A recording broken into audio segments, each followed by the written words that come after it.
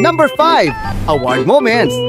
Das Pia Fans Club! Hakot award yarn, kaya nga di niya na mahawakan ng mic. Congrats sa'yo, Pops. Number 4, singing moments. Grabe ka, Pops, ang galing mo magharana, kaya panalo ka sa puso ng mga netizen at ni Hehehe Charot. Number 3, kilig moments. Siyempre, di mawawala ang kilig moments ni Pops tulad nito.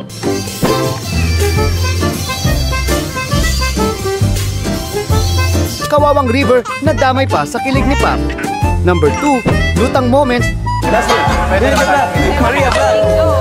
Maria Rivera. Pwede. Ikaw, Pops, may funny side ka din pala. Number 1, dancing moments.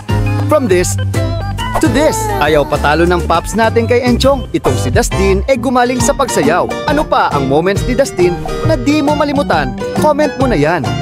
Nga pala, may napupusuan ka bang celebrity na gusto mong i-feature? I-comment mo sa baba at kung bitin ka pa, mag-follow ka na para updated ka palagi. Yun lang, maraming salamat sa suporta ka, Modern.